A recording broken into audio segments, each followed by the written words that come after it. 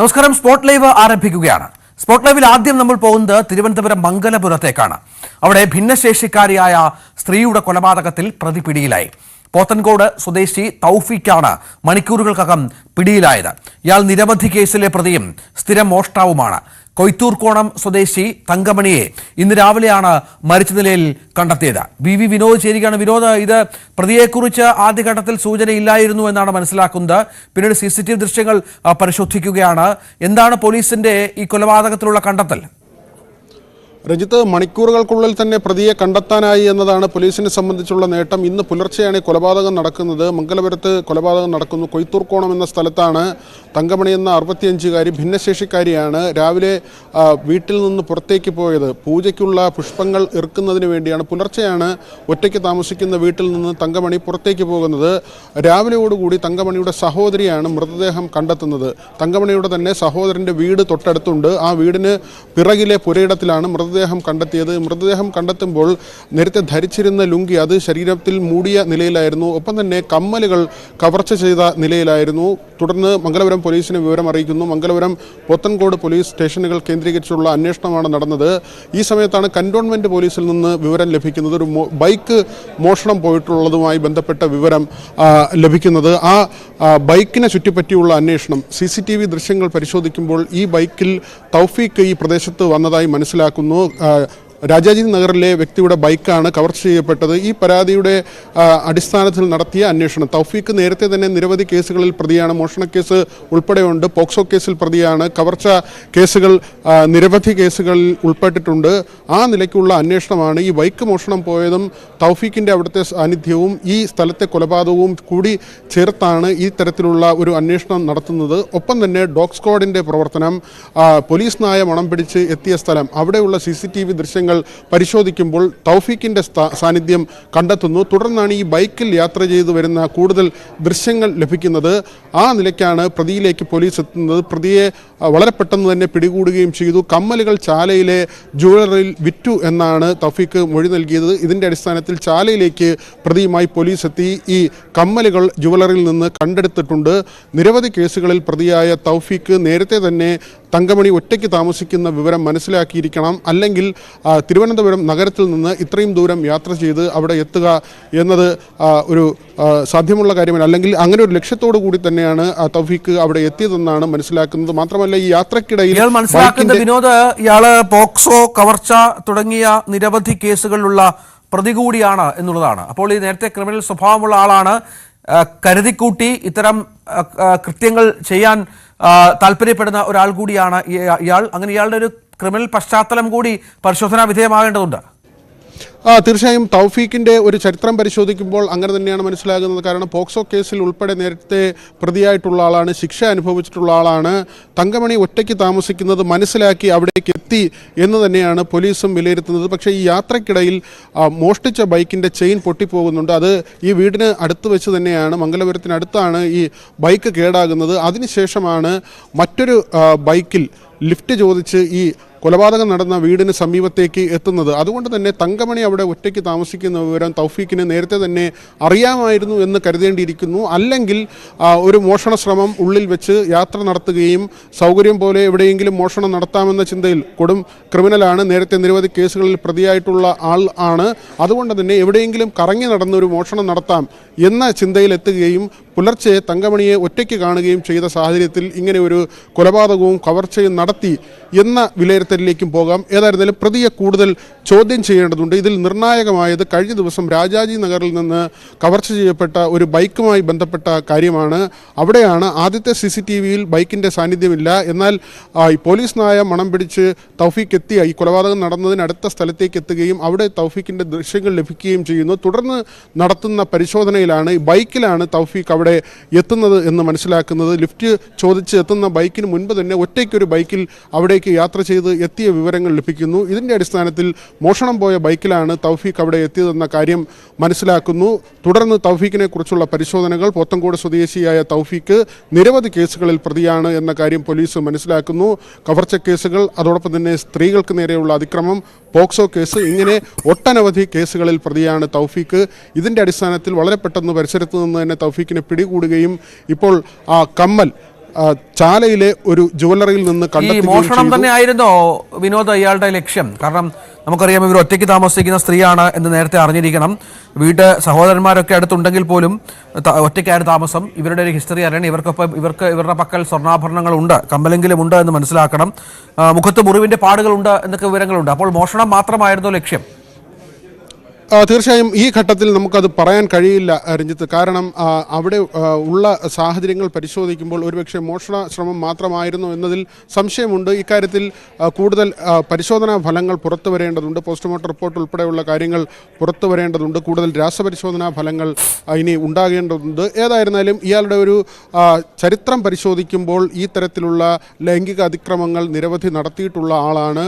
POCSO കേസിലെ പ്രതിയാണ്. സ്ത്രീകൾക്ക് നേരെ പലകുറി ഇങ്ങനെ ലൈംഗിക അതിക്രമം നടത്തിയിട്ടുള്ള ആളാണ്. കവർച്ച കേസുകളിലെ പ്രതിയാണ്. തുടരെ കേസുകളിൽ പ്രതിയാവുകയും നേരത്തെ ശിക്ഷ അനുഭവിക്കുകയും ചെയ്ത ആളാണ് തൗഫീഖ്. തൗഫീഖിൻ്റെ ഒരു ഹിസ്റ്ററി പരിശോധിക്കുമ്പോൾ സ്വാഭാവികമായും മോഷണ ശ്രമം മാത്രമായിരുന്നു എന്നതിലും സംശയമുണ്ട്. മാത്രമല്ല അവിടുത്തെ ഒരു സാഹചര്യം പരിശോധിക്കുമ്പോൾ തങ്കമണി ഒറ്റയ്ക്ക് താമസിക്കുന്നു എന്ന കാര്യം നേരത്തെ തന്നെ മനസ്സിലാക്കിയിരിക്കണം. അല്ലെങ്കിൽ എന്തിന് യാത്ര ചെയ്ത് മംഗലപുരം വരെ എത്തുകയും അവിടെ ആ ബൈക്ക് കേടാകുമ്പോൾ മറ്റൊരു ബൈക്കിൽ ലിഫ്റ്റ് ചോദിച്ച് ഈ സ്ത്രീ താമസിച്ച വീടിന് പരിസരത്തേക്ക് എത്തി എന്നതും സംശയമുളവാക്കുന്ന ഒരു കാര്യം. രണ്ട് സാധ്യതകളാണ്. ഒന്നുകിൽ ഈ സ്ഥിരം കവർച്ചക്കാരൻ എന്ന നിലയ്ക്ക് ഇങ്ങനെ കറങ്ങി നടക്കുകയും സൗകര്യം കിട്ടുന്ന സ്ഥലത്ത് മോഷണം നടത്തുകയും എന്ന ഒരു രീതി. അതല്ലെങ്കിൽ നേരത്തെ തന്നെ തങ്കമണി ഒറ്റയ്ക്ക് താമസിക്കുന്നു എന്ന കാര്യം മനസ്സിലാക്കി അവിടെ എത്തി അവരെ ശാരീരികമായി ഉപദ്രവിക്കുക എന്ന ലക്ഷ്യം, അതോടൊപ്പം തന്നെ കവർച്ച. ഈ രണ്ട് സാധ്യതകൾ. ഏതായിരുന്നാലും മൃതദേഹം കണ്ടെത്തുമ്പോൾ അവർ ധരിച്ചിരുന്ന ലുങ്കി ശരീരത്തിൽ മൂടിയ നിലയിലായിരുന്നു. ബ്ലൗസ് കീറിയിരുന്നു. വസ്ത്രങ്ങൾ ഒക്കെ തന്നെ കീറിയ നിലയിലായിരുന്നു. ശരീരത്തിൽ മുറിപ്പാടുകൾ ഉണ്ടായിരുന്നു. അപ്പോഴാണ് ഈ കമ്മൽ കൂടി കവർ ചെയ്യപ്പെട്ട കാര്യം സഹോദരിയുടെ ശ്രദ്ധയിൽപ്പെടുന്നത്. തങ്കമണിയുടെ സഹോദരിയുടെ ശ്രദ്ധയിൽ ഈ കാര്യം കൂടിപ്പെടുന്നത്. ഇപ്പോൾ അത് ചാലയിലെ ഒരു ജുവലറിയിൽ നിന്ന് കണ്ടെത്തിയിട്ടുണ്ട്. അവിടെ 5000 രൂപയ്ക്ക് അത് വിറ്റു എന്ന മൊഴിയാണ് പ്രതി പോലീസിന് നൽകിയിട്ടുള്ളത്. രഞ്ജിത്ത്, ഏതായാലും ഇത് വളരെ പെട്ടെന്ന് തന്നെ കേരള പോലീസിന് അഭിമാനിക്കാം വിനോദ്. കാരണം വളരെ പെട്ടെന്ന് തന്നെ ഈ പ്രതിയെ പിടികൂടാനായി. ഇതൊരു കൊലപാതകം സംഭവമാണ്.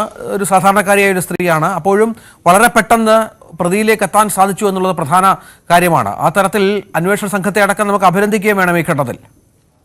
തീർച്ചയായും അങ്ങനെ തന്നെയാണ്. കേരള പോലീസിന് കാര്യങ്ങൾ എളുപ്പമാണ് എന്ന് തെളിയിക്കുന്ന ഒരു സാധ്യത കൂടിയാണ്. പലപ്പോഴും പല കേസുകൾ തെളിയാതെയോ അല്ലെങ്കിൽ നീണ്ടുപോവുകയോ ചെയ്യുന്നതൊക്കെ പല വിലങ്ങുതടികൾ ഉണ്ടാകുന്നത് കൊണ്ടാണ് എന്ന ആരോപണം നേരിടുന്ന സേനയാണ് കേരള പോലീസ്. പക്ഷേ ഇന്ന് മണിക്കൂറുകൾക്കുള്ളിൽ, പുലർച്ചെയാണ് ഈ കൊലപാതകം നടക്കുന്നത്, മണിക്കൂറുകൾക്കുള്ളിൽ ദൃശ്യങ്ങൾ പരിശോധിക്കുകയും രണ്ട് സംഭവങ്ങൾ കണക്ട് ചെയ്യാൻ കഴിയുകയും ചെയ്തു എന്നതാണ് പ്രധാനപ്പെട്ട ഒന്ന്. നഗരത്തിൽ നിന്ന് മോഷണം പോയ ബൈക്ക്, ആ ബൈക്കിൽ യാത്ര ചെയ്ത ആൾ തൗഫീഖാണെന്ന് തിരിച്ചറിയാൻ കഴിഞ്ഞത്. തൗഫീഖിൻ്റെ സാന്നിധ്യം ഈ സ്ത്രീ കൊല്ലപ്പെട്ട സ്ഥലത്ത് തൗഫീഖ് എത്തി എന്ന് സ്ഥിരീകരിക്കാൻ കഴിഞ്ഞത്.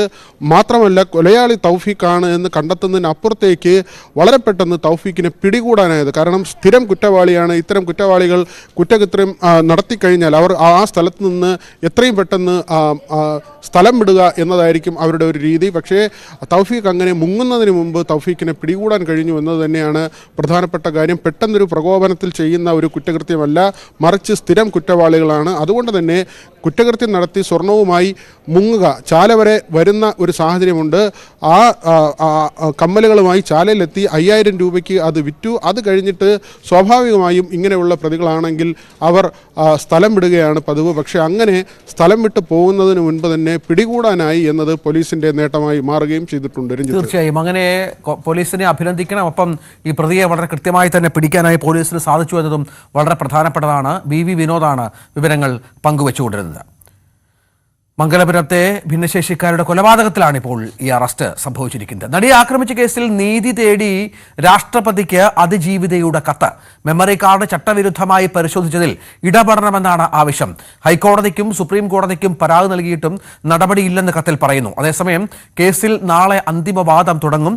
എറണാകുളം പ്രിൻസിപ്പൽ സെഷൻസ് കോടതിയിലാണ് കേസിന്റെ വിചാരണ നടപടികൾ ആരംഭിക്കുക. ആജ്ഞ രവീന്ദ്രൻ വിവരങ്ങൾ പങ്കുവെക്കും. ആജ്ഞ, ഇപ്പോൾ ഈ നടിക്ക് നമുക്കറിയാം എത്ര വട്ടം ഹാഷ് വാല്യൂ മാറി ഈ മെമ്മറി കാർഡിന്റെ എന്നുള്ളത്. അത് ഒരുപാട് തവണ കോടതിയുടെ പരിഗണനയ്ക്ക് വന്നതാണ്. കോടതിയുടെ പ്രധാനപ്പെട്ട വിധികൾ ഇതുമായി ബന്ധപ്പെട്ട് വന്നിട്ടുണ്ട്. ഇതിനിടയിലാണ് ഇപ്പോൾ തനിക്ക് എവിടെ നിന്നും നീതി കിട്ടില്ല എന്ന ബോധ്യത്തിന്റെ അടിസ്ഥാനത്തിൽ അവർ രാഷ്ട്രപതിയെ സമീപിക്കുന്നത്. ഗൗരവമേറിയ കാര്യമാണ്. കാരണം ഇങ്ങനെ ഒരു കേസ് നമ്മൾ എത്രത്തോളം കോളിളക്കം സൃഷ്ടിച്ച ഒരു സംഭവമാണ്. അവിടെ അതിജീവിതയ്ക്ക് അല്ലെങ്കിൽ നിസ്സഹായായ ഒരാൾക്ക് നീതി കിട്ടുന്നില്ല എന്ന് പറയുമ്പോൾ, രാഷ്ട്രപതിയിലേക്ക് പോവുക എന്ന് പറയുമ്പോൾ എന്താണ് അവർ അർത്ഥം വെക്കുന്നത്? അവരുടെ ബന്ധപ്പെട്ടവരുമായി സംസാരിക്കുമ്പോൾ എന്താണ് അവർ പങ്കുവെക്കുന്ന വിവരം?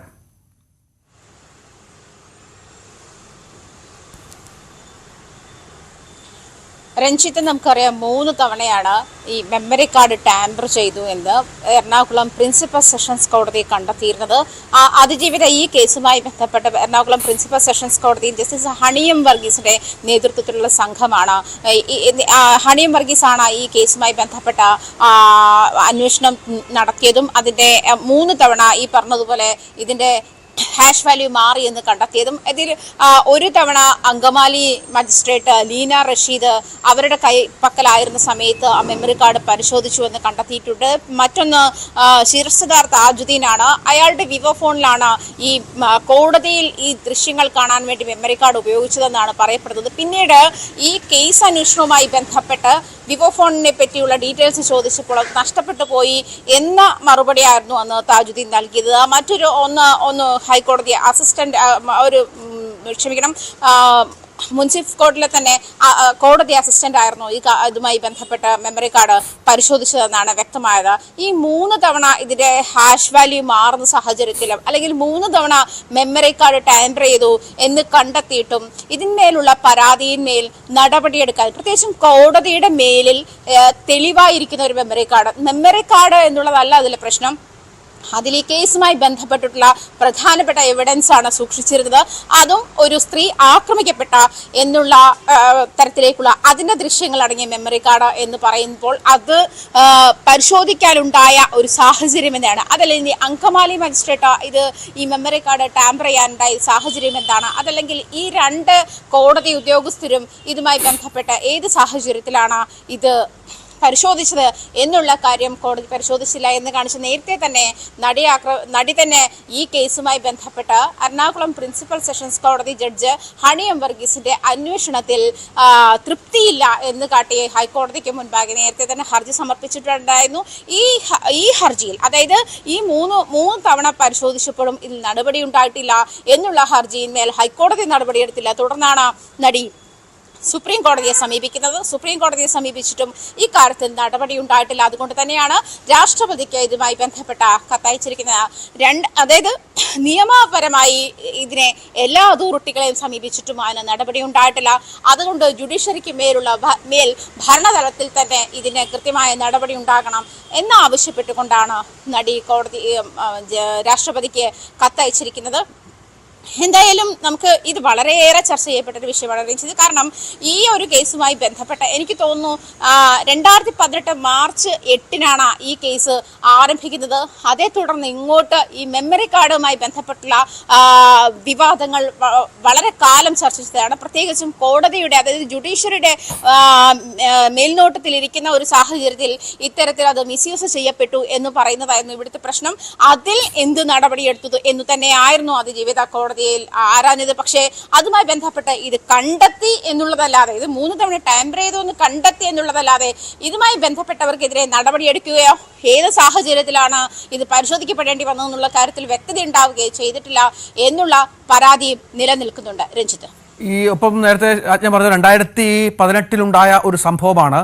അതിന്റെ അന്തിമവാദം നമുക്കറിയാം നാളെ ആരംഭിക്കുന്ന പശ്ചാത്തലം കൂടിയുണ്ട്. അത് കേസ് നമുക്കറിയാം ഇത്ര വർഷം പിന്നിട്ട ഒരു പീഡന കേസാണ്, ഒരുപാട് വിവാദങ്ങളുള്ള കേസാണ്. ഇതിൻ്റെയൊക്കെ നാൾവഴികളൊക്കെ എല്ലാവർക്കും കാണാപ്പാടമാണ്. ഇപ്പോഴും എറണാകുളം പ്രിൻസിപ്പൽ സെഷൻസ് കോടതിയിലാണ് വിചാരണ നടപടികൾ നടക്കുക എന്ന് മനസ്സിലാകുന്നുണ്ട്. അതിൻ്റെ വിശദാംശങ്ങൾ എന്തൊക്കെയാണ്? ഇപ്പോൾ ഇതുവരെയുള്ള കോടതി നടപടികളൊന്ന് പരിശോധിച്ചാൽ ഏതൊക്കെ മേഖലകളിൽ കൂടിയാണ് ഈ കേസ് കടന്നുപോയത്?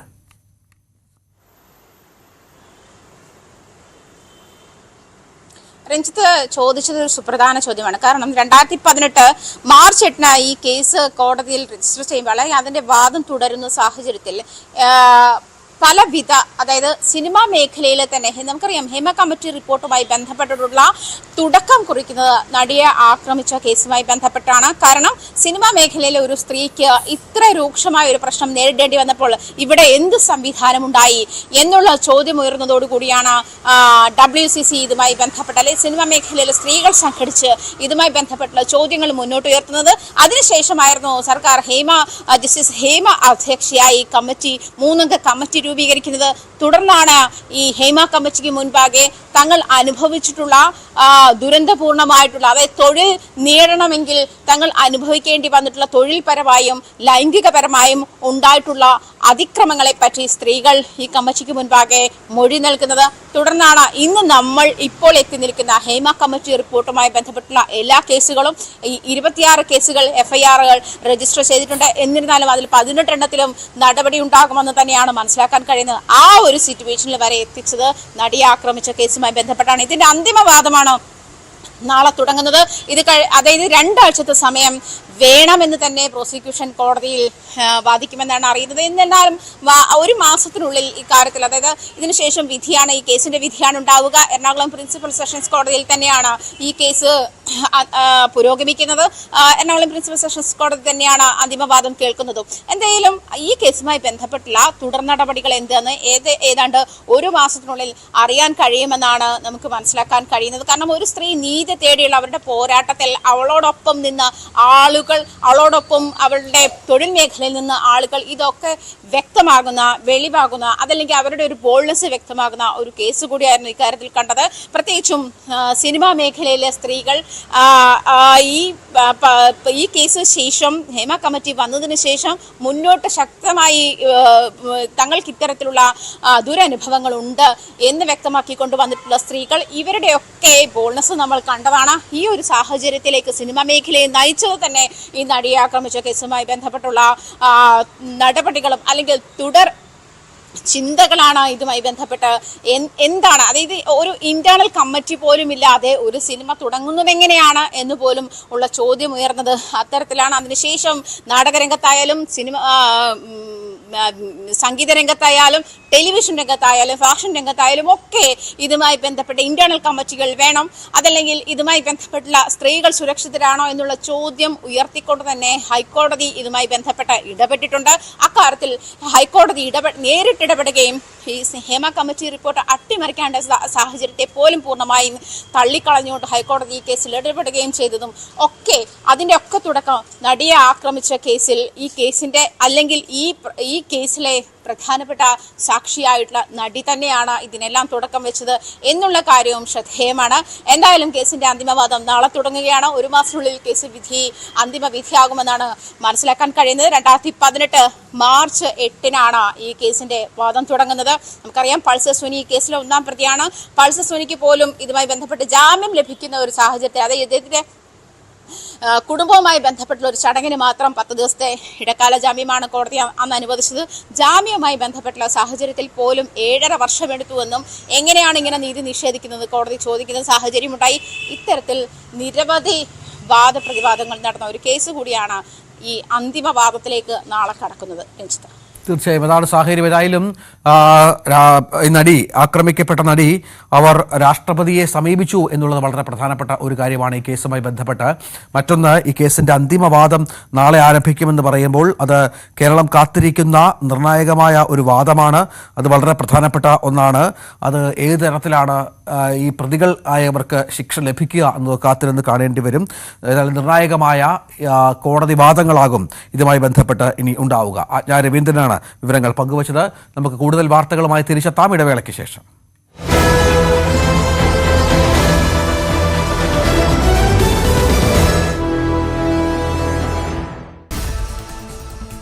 CPM-നെതിരെ കോടതിയലക്ഷ്യ കേസ് എടുക്കേണ്ടി വരുമെന്ന് ഹൈക്കോടതി.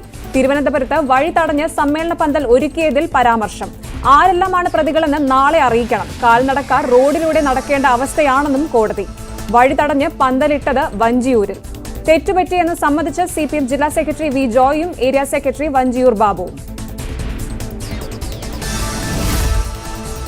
നടി ആക്രമിച്ച കേസിൽ രാഷ്ട്രപതിക്ക് അതിജീവിതയുടെ കത്ത്. മെമ്മറി കാർഡ് തുറന്നതിനെതിരെ പരാതി നൽകിയിട്ടും നടപടിയില്ലെന്ന് കത്തിൽ. സുപ്രീം കോടതിയിലും ഹൈക്കോടതിയിലും നീതിയില്ലെന്നും നടി. കൊച്ചിയിൽ നടിയെ ആക്രമിച്ച കേസിലെ വിചാരണ നടപടികൾ അന്തിമഘട്ടത്തിൽ. അന്തിമവാദം നാളെ ആരംഭിക്കും. വാദം പൂർത്തിയാക്കാൻ 2 ആഴ്ച സമയം ആവശ്യപ്പെടാൻ ആരംഭിക്കുന്നു.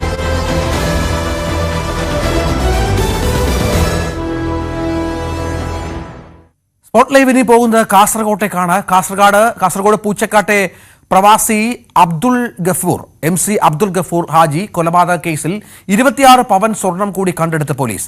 പ്രതികളെ വിശദമായി ചോദ്യം ചെയ്തതിൽ നിന്നാണ് കാസർഗോട്ടെ ഒരു ജുവലറിയിൽ നിന്ന് സ്വർണം കണ്ടെടുത്തത്. 596 പവൻ സ്വർണമാണ് മന്ത്രവാദിനി ഉൾപ്പെടെയുള്ള സംഘം ഗഫൂർ ഹാജിയിൽ നിന്നും തട്ടിയെടുത്തത്. KV ബൈജു വിവരങ്ങൾ പങ്കുവെക്കുകയാണ്. ബൈജു, ഇത് ഈ കേസുമായി ബന്ധപ്പെട്ട് നമ്മൾ മനസ്സിലാക്കുന്ന 596 പവനാണ്. പക്ഷേ അതിൽ വളരെ കുറച്ച് സ്വർണം മാത്രമാണ് കണ്ടെടുക്കാനായത്. കൂടുതൽ പ്രതികൾ ഉൾപ്പെട്ടിട്ടുണ്ട് എന്നും മനസ്സിലാകുന്നുണ്ട്. എന്താണ് ഇതുവരെയുള്ള അന്വേഷണത്തിൽ പോലീസ് മനസ്സിലാക്കിയ കാര്യങ്ങൾ?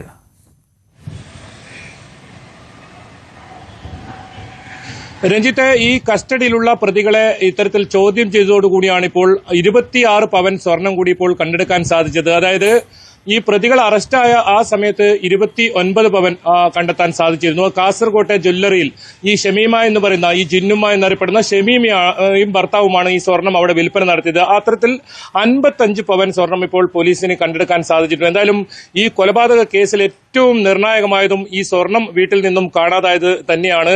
അങ്ങനെയാണ് ഈ മകൻ ഈ സംഭവത്തിൽ സ്വാഭാവിക മരണമെന്ന് കരുതി കബറടക്കം പോലും നടത്തിയ ഒരു കേസിൽ ഈ കേസിൽ വലിയ വഴിത്തിരിവാകുന്നത് വീട്ടിൽ നിന്നും ഇത്രത്തോളം സ്വർണം കാണാതായ ആ സംഭവം തന്നെയാണ്. അതിലാണിപ്പോൾ 55 പവൻ സ്വർണം പോലീസ് കണ്ടെടുത്തിരിക്കുന്നത്. ഏതായാലും ഇവരുടെ വിശദമായ ചോദ്യം ചെയ്യൽ തുടരുകയാണ്. അതുപോലെ തന്നെ പല സ്ഥലങ്ങളിലും ഇവർ ഇത്തരത്തിൽ സ്വർണം വിൽപ്പന നടത്തിയതായി പോലീസിന് ഇപ്പോൾ മൊഴി നൽകിയിട്ടുണ്ട്. അതുപ്രകാരം തന്നെ അവരെ അത്തരം ജ്വല്ലറികളിലും മറ്റ് സ്ഥലങ്ങളിലും കൊണ്ടുപോയുള്ള തെളിവെടുപ്പും തുടരുന്നുണ്ട്. നാളെ വൈകിട്ട് വരെയാണ് ഇവരെ പോലീസ് കസ്റ്റഡിയിൽ വിട്ടുകൊണ്ട് ഹോസ്ദുർഗ് കോടതി ഇന്നലെ ഉത്തരവിറക്കിയത്. അതുകൊണ്ട് നാളെ ഒരു ദിവസം കൂടി മാത്രമേ ഉള്ളൂ. അതിനിടയിൽ തന്നെ ഇവരുടെ തട്ടിപ്പ് വലിയ ശൃംഖല ഇതിന് പിന്നിലുണ്ട് എന്നതിനെയാണ് പോലീസ് സംശയിക്കുന്നത്. ഇതിൽ ഈ കൊലപാതകത്തിൽ ഉൾപ്പെടെ കൂടുതൽ പേർ ഉൾപ്പെട്ടിട്ടുണ്ട് എന്ന ഒരു നിഗമനത്തിൽ തന്നെയാണ് പോലീസ് ഉള്ളത്. അതുകൊണ്ട് തന്നെ ഇവർക്ക് ഈ സ്വർണം കണ്ടെത്തേണ്ടതുണ്ട്. അതോടൊപ്പം ഈ കേസിൽ ഇവരുടെ കൂടെ ഉള്ള സംഘങ്ങളെ കണ്ടെത്തേണ്ടതുണ്ട്. അതുകൊണ്ട് തന്നെ വലിയ തോതിൽ വിശദമായ ഒരു ചോദ്യം ചെയ്യൽ തന്നെയാണ് ഇപ്പോൾ നടക്കുന്നത്. ഏതായാലും നാടിനെ ഞെട്ടിച്ച ഒരു കൊലപാതകം. അതുമാത്രമല്ല, നിരവധി പേരിൽ നിന്നും ഇത്തരത്തിൽ മന്ത്രവാദത്തിന്റെയും മറ്റും പേരും പറഞ്ഞ് അത് വലിയ തോതിൽ പണം തട്ടി സ്വർണം ഇരട്ടിപ്പിക്കാമെന്ന് പറഞ്ഞും അതുപോലെ തന്നെ നിധി കണ്ടെത്തി കൊടുക്കാമെന്നും പറഞ്ഞും ഇത്തരത്തിൽ നിരവധി വാഗ്ദാനങ്ങൾ നൽകി പണം തട്ടിയ ഒരു കേസാണ്. അത് മാത്രമല്ല, ഹണി ട്രാപ്പ് കേസിൽ നേരത്തെ ഉൾപ്പെട്ട ഒരു പ്രതിയാണ് ഈ സംഭവത്തിനെല്ലാം പിന്നിൽ എന്നതും അതിൽ ഏറ്റവും ശ്രദ്ധേയമാണ്. ഏതെങ്കിലും തരത്തിൽ ഈ ഹണി ട്രാപ്പ് പോലുള്ള സംഗതി ഈ സ്ത്രീ അതിനുശേഷം നടത്തിയിട്ടുണ്ടോ എന്നതും പോലീസ് അന്വേഷിക്കുന്നുണ്ട്. ഏതായാലും നാളെ കൂടി മാത്രമേ ഇവരെ പോലീസ് കസ്റ്റഡിയിലുള്ളൂ. 11 ദിവസമായിരുന്നു ഇവർ കസ്റ്റഡിയിൽ ആവശ്യപ്പെട്ടത്. പക്ഷേ 3 ദിവസത്തേക്കാണ് ഇപ്പോൾ കോടതി നൽകിയിരിക്കുന്നത്. നമ്മൾ അന്വേഷണ ഉദ്യോഗസ്ഥരുമായി സംസാരിച്ചപ്പോൾ അവർ വ്യക്തമാക്കിയത് ഇവരെ ഈ 3 ദിവസം, അതായത് നാളെ കോടതിയിൽ ഹാജരാക്കി വീണ്ടും കസ്റ്റഡിയിൽ ആവശ്യപ്പെട്ട് കോടതിയിൽ അപേക്ഷ നൽകുമെന്നാണ്. ഈ സംഘത്തെ 4 പേരെയും വീണ്ടും കസ്റ്റഡിയിലെടുത്ത് കൂടുതൽ ചോദ്യം ചെയ്യേണ്ടതുണ്ട്. അത് കോടതിയെ ബോധ്യപ്പെടുത്തും. കാരണം കേരളത്തിൽ മാത്രമല്ല കർണാടകയിലും ഈ സംഘം വലിയ തോതിൽ തട്ടിപ്പ് നടത്തിയിരിക്കുന്നു. നമ്മൾ നേരത്തെ റിപ്പോർട്ട് ചെയ്തതാണ്. മാന്ത്രിക ഏലസ് മറ്റു അത്തരം തകിട് എന്നൊക്കെ പറഞ്ഞ് 50,000 രൂപ വീതം ഓരോ പേരിൽ നിന്നും വാങ്ങുന്നു. അത്തരത്തിൽ കോടിക്കണക്കിന് രൂപയാണ് ഇവർ തട്ടിപ്പ് നടത്തിയത്. അതിന് പുറമെയാണ് പലരിൽ നിന്നായി ഇത്തരത്തിൽ സ്വർണം ഇരട്ടിപ്പിക്കാമെന്ന് പറഞ്ഞ് ഇവർ വാങ്ങുകയും പിന്നീട് അത് കബളിപ്പിക്കപ്പെടുന്ന ഒരു സാഹചര്യമൊക്കെ ഉണ്ട്. ഈ ഗഫൂർ ഹാജിയുടെ ഈ വാർത്തയിലേക്ക് തന്നെ വന്നാൽ, ഗഫൂർ ഹാജിയിൽ നിന്നും ഇത്തരത്തിൽ സ്വർണം നിരവധി തവണയായി സ്വർണം കൈക്കലാക്കുകയും പിന്നീട് സംശയം തോന്നി ഗഫൂർ ഹാജി സ്വർണം തിരികെ ചോദിച്ചപ്പോഴാണ് ഇത്തരത്തിൽ ക്രൂരമായ ഒരു കൊലപാതകം. വീട്ടിൽ വീണ്ടും ഒരു പൂജ നടത്താനുണ്ടെന്ന് വിശ്വസിപ്പിച്ച് അവിടെ എത്തിയതിനു ശേഷം ഈ സഹായികളും അതുപോലെ തന്നെ ഇവരും ഈ ജിന്നുമ്മ ഉൾപ്പെടെയുള്ളവരും ഒരു ഹോമം നടത്തുകയും പിന്നീട് ചുമരിന് ഈ ഭിത്തിക്ക് ഈ തല ഇടിച്ച് അത്തരത്തിൽ കൊലപ്പെടുത്തുന്ന ഒരു സാഹചര്യമാണ് ഉണ്ടായത്. എന്തായാലും ഈ പ്രതികൾ ഈ 1.5 വർഷമായിട്ടും ഇവരെ സംശയമുണ്ടായിട്ടും ഇവർ ഏതെങ്കിലും തരത്തിൽ പിടികൊടുത്തിട്ട ഈ പോലീസ് ചോദ്യം ചെയ്യലിലൊന്നും തന്നെ ഇത് വിട്ടുപറഞ്ഞിരുന്നില്ല. ഏറ്റവും ഒടുവിൽ ശാസ്ത്രീയ തെളിവുകളുടെ അടിസ്ഥാനത്തിലാണ് ഈ പ്രതികൾ പിടിയിലാകുന്നത്. ഇവർ പലതരത്തിലും ചോദ്യം ചെയ്യൽ നടക്കുമ്പോഴും ഇവർ ഈ കാര്യങ്ങൾ ഈ പോലീസിനോട് കൃത്യമായി സഹകരിക്കുന്നില്ല എന്ന് തന്നെയാണ് നമുക്ക് മനസ്സിലാക്കാൻ സാധിക്കുന്നത്. അതുകൊണ്ട് തന്നെ പോലീസ് വീണ്ടും ഇവരെ കസ്റ്റഡിയിൽ ആവശ്യപ്പെടും. ഇവരെ കൂടുതൽ കസ്റ്റഡിയിൽ വാങ്ങി ഇത്തരത്തിൽ ചോദ്യം ചെയ്യേണ്ടതുണ്ട്. നിരവധി പേരിൽ നിന്നും ഇവർ പണം തട്ടിയതായി പരാതി വന്നിട്ടുണ്ട്. ഈ പ്രത്യേക അന്വേഷണ സംഘത്തിന് കൊളവയിൽ എന്ന് പറയുന്ന ഒരു സ്ഥലത്ത് 40 ലക്ഷം രൂപയാണ് പലതവണയായി നിധി ഉണ്ട് എന്ന് പറഞ്ഞ് ഇവർ തട്ടിയെടുത്തത്. അതുപോലെ കാസർഗോഡിന്റെ പല ഭാഗങ്ങളിലും അതിസമ്പന്നന്മാരെ കേന്ദ്രീകരിച്ച് അവരെ പരിചയപ്പെടുകയും ഇത്തരത്തിൽ വാഗ്ദാനങ്ങൾ നൽകി തട്ടിപ്പുകളിൽ നമുക്ക് മനസ്സിലാവുന്ന 596 പവൻ എന്നൊക്കെ പറഞ്ഞത് വലിയ തുകയുടെ, നമുക്കറിയാം വലിയ തുകയുടെ സ്വർണ്ണമാണ്. 596 പവൻ എന്നൊക്കെ പറയുമ്പോൾ എത്ര വലിയ തട്ടിപ്പാണ് നടന്നത് എന്നുള്ളത് വളരെ പ്രധാനപ്പെട്ട കാര്യമാണല്ലോ. ഇത്ര വലിയൊരു ഇങ്ങനെ സംഘത്തിന്റെ തട്ടിപ്പിൽ ഇങ്ങനെയുള്ള മന്ത്രവാദങ്ങളിൽ, ദുർമന്ത്രവാദങ്ങളിൽ ആളുകൾ വീണുപോകുന്നത് എങ്ങനെയാണ്? കാസർഗോഡ് ഒട്ടാകെ അല്ലെങ്കിൽ മംഗലാപുരം മേഖലയിലൊക്കെ ഇങ്ങനെ തട്ടിപ്പുകൾ നടത്തി വിലസുന്ന ഒരു സംഘം ഇത്രയും കാലം കൊണ്ട് എന്തുകൊണ്ട് പിടിക്കപ്പെടാതെ പോയി? അങ്ങനെ ഒരുപാട് ചോദ്യങ്ങൾ കൂടി ഉയർത്തുന്നുണ്ടല്ലോ KV ബൈജു ഈ സംഭവം. തീർച്ചയായും വലിയ തോതിലുള്ള ദുരൂഹതയുണ്ട്. അതുകൊണ്ട് തന്നെയാണ് നാട്ടുകാർ പോലും ഇത് ഞെട്ടിയത്. കാരണം 596 പവൻ ഒരാളിൽ നിന്നും ഇത്തരത്തിൽ കൈക്കലാക്കി ഈ മന്ത്രവാദത്തിന്റെയൊക്കെ പേരിൽ ഇപ്പോഴും നമ്മുടെ നാട്ടിൽ ഇത്തരത്തിലുള്ള തട്ടിപ്പുകൾ നടക്കുന്നു. അത് വിശ്വസിച്ച് ഒരുപാട് പേർ അതിന് പിറകെ പോയി പണം നഷ്ടപ്പെടുത്തുന്നു, ജീവിതം തന്നെ നഷ്ടപ്പെടുത്തുന്നു, ആത്മഹത്യയിലേക്ക് പോലും പലരും എത്തുന്ന ഒരു സാഹചര്യമുണ്ട്. നമുക്ക് അറിയപ്പെടാത്ത ഒരുപാട് ഇത്തരത്തിലുള്ള വാർത്തകൾ ഉണ്ട്.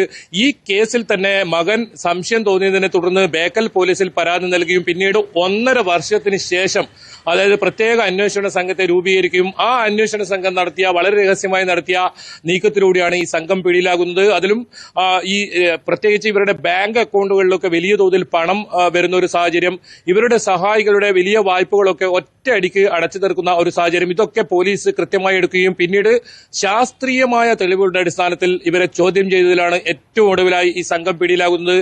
പക്ഷേ ഇതിൽ ഏറ്റവും പ്രധാനം പലരും പരാതി പറയാൻ മടിക്കുന്നു എന്ന് തന്നെയാണ്. അഭിമുഖം നൽകാൻ പോലും പലരും ഭയക്കുന്നു. നമ്മോട് കാര്യങ്ങൾ പറയുന്നുണ്ടെങ്കിലും അവർ പുറത്ത് അത്തരത്തിൽ വരാൻ തയ്യാറില്ല. കാരണം നാണക്കേട് തന്നെയാണ് ഇവരെ സംബന്ധിച്ചിടത്തോളം.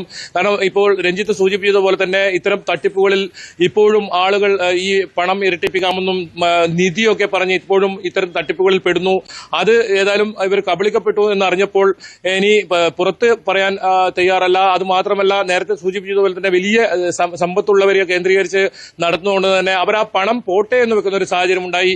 ഈ ഗഫൂർ ഹാജിയിലേക്ക് വന്നാൽ ഗഫൂർ ഹാജിയെ കൊലപ്പെടുത്തിയതുകൂടിയാണ് ഈ സംഘം പിടിയിലാകുന്നതെന്ന് വേണം പറയാൻ. വലിയ ഒരു നാട്ടിൽ തന്നെ വലിയ പ്രതിഷേധമുണ്ടായത്.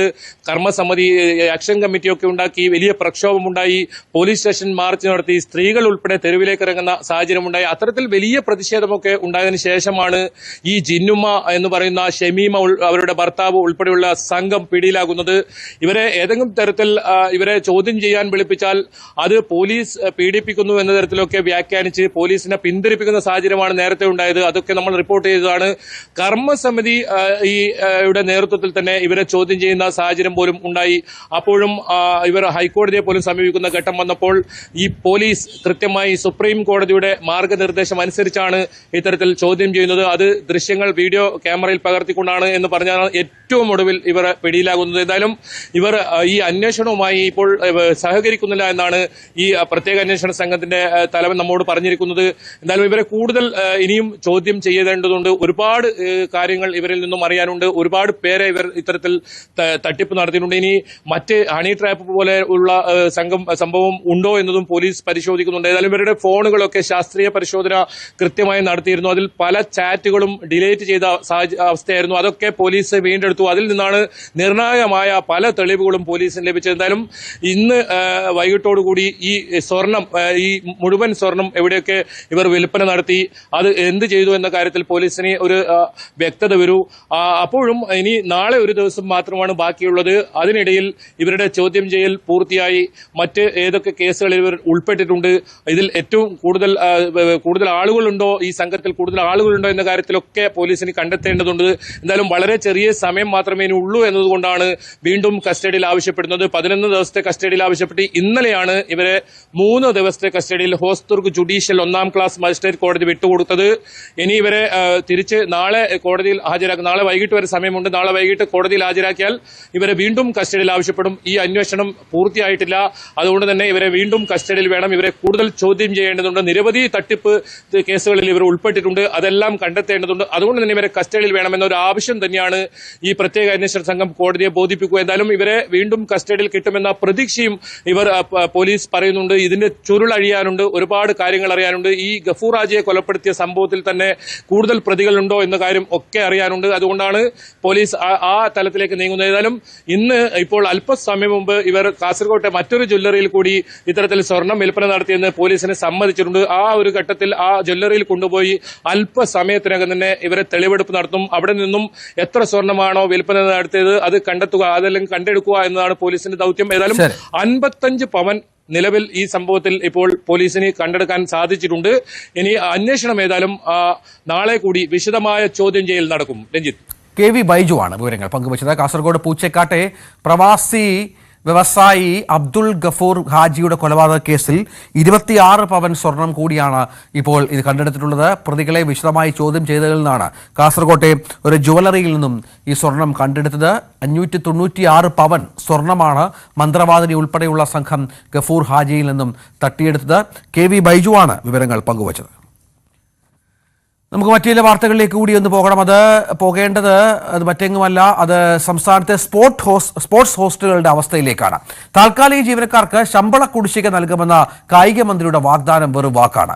5 മാസം ശമ്പളം ഇല്ലാതായതോടെ മെസ്സിൽ ഭക്ഷണം ഉണ്ടാക്കാതെ പ്രതിഷേധിക്കുകയാണ് കൊച്ചി പനമ്പള്ളി നഗർ ഹോസ്റ്റലിലെ ജീവനക്കാർ. ഇതോടെ കായിക താരങ്ങൾ പട്ടിണിയിലായി. ഇന്ന് വരെ ഞങ്ങൾക്ക് അതിന് 10 രൂപ പോലും ഞങ്ങൾക്ക് കിട്ടിയിട്ടില്ല ശമ്പളം. അതായത് ഈ ഡിസംബറിൽ 19 തീയതി പരീക്ഷ കഴിഞ്ഞ് ഞങ്ങൾ പോകുമ്പോൾ 4ാമത്തെ മാസത്തെ ശമ്പളമാണ് ഞങ്ങൾക്ക് വരുന്നത്. ഞങ്ങൾ അന്നൊന്നും പറയണ ഒറ്റ കാര്യം, മുഴുവൻ ശമ്പളം ഞങ്ങൾക്ക് മാസത്തിൽ വേണ്ട, പൈസ ഇല്ലെങ്കിൽ വേണ്ട. പക്ഷേ ഒരു 10,000 രൂപ തന്നു കഴിഞ്ഞാൽ ഞങ്ങളുടെ വീട്ടിലെ കാര്യങ്ങൾ ഭംഗിയായിട്ട് നടത്താൻ പറ്റും. നവമി ദിനേശ് ഏറ്റവും പുതിയ വിവരങ്ങൾ പങ്കുവെക്കും. നവമി, ഇതിപ്പോൾ ഒരുപാട് വാഗ്ദാനങ്ങൾ ഉണ്ടായിരുന്നു. നമ്മളെ ഒരു പ്രയോറിറ്റി കൊടുക്കേണ്ട ഒരു സംവിധാനം കൂടിയാണ് നമ്മുടെ സ്പോർട്സ് ഹോസ്റ്റലുകൾ. നമ്മുടെ കായിക താരങ്ങൾ ഒരുപാട് പേർ വളർന്നു വരുന്ന സ്ഥലമാണ്. അവിടെ ഇങ്ങനെ ഒരു അവഗണന എന്ന് പറയുമ്പോൾ അതെന്ത് ന്യായം കൊണ്ട് അതിനെ മറയ്ക്കാനാകും?